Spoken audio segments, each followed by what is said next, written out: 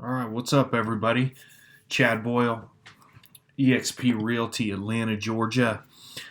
So, what I want to go over today is actually I made this video yesterday, but I actually had to redo it because I accidentally recorded it without sound. Which, hey, maybe that version's better for you. You don't have to hear me drone on. But what I want to just share with you is kind of my business tracker and what I've been kind of revising and playing with, what are the numbers that are important to me and what do I need to be tracking? I think if you track contacts, I think that's worthless. I think time, while, that is good to know. Well, I won't say, oh, I'm sorry, let me back up. I don't think contacts tracking that's not worthless.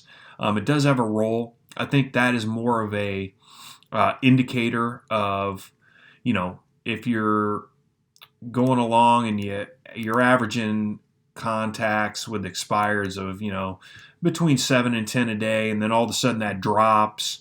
Then that can be an indicator of a couple things. One is maybe the number of expires in your market is going down, or two, maybe that's a data source issue where the provider that you're getting your leads from, they're not finding contact information for enough expireds or and all that good stuff. So, in kind of that maybe is on a sidebar.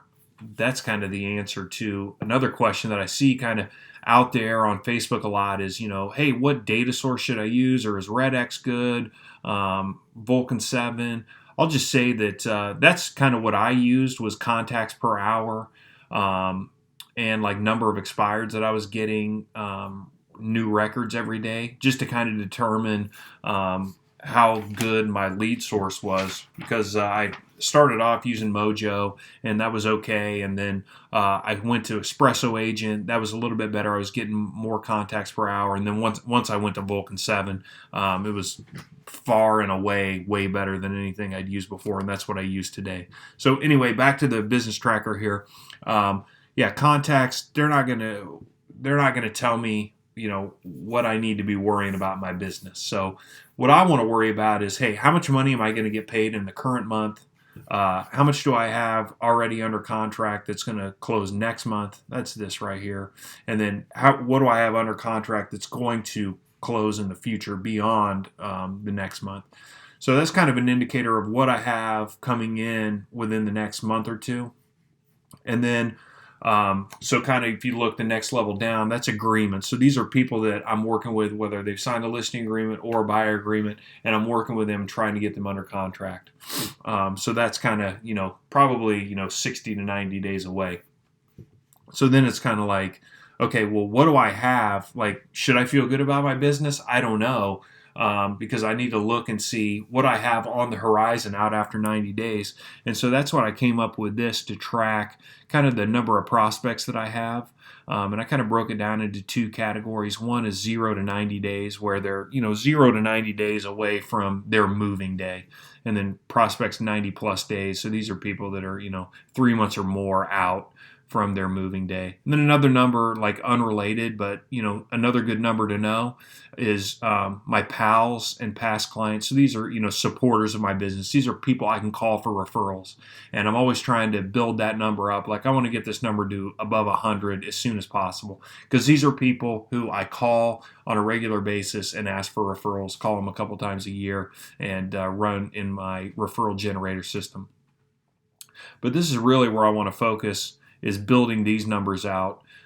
As of this beginning of this week, I had 123 prospects that are going to sell at some point in the future, and 15 of those within the next 3 months. So basically, what I'm trying to do, because without leads you have nothing, is really focus on generating a lot of leads through various sources, which I have up here. And I'm trying to get this number to 1,000 as quickly as possible. I don't know how long it's going to take. I mean, if I'm getting 5 a day, I mean, that might be a little bit, but I'm working on building that out, and Then I break it down because I want to see like my close pending an agreement buy. I have those by lead source, so I know like where am I performing well, where am I underperforming, where do I maybe need to focus, and so I got that broken down here, and then I can track on a weekly basis. Like, here's my ads, here's how many I lost. So these are people maybe I followed up with and they said, oh, we're no longer selling or something like that. Well, I'll take them out of the number. But I want to track that net change from week to week just to see kind of how we're doing. And then just breaking down this number here, like the 15, and to see by lead source, where do I have those? So I just kind of put together this tracker just because I think these are the most important things I want to focus on, is how many leads have I generated for my business, and how many am I adding per week versus how many I'm losing, and then how does that break down by lead source. So hopefully this video is a little helpful,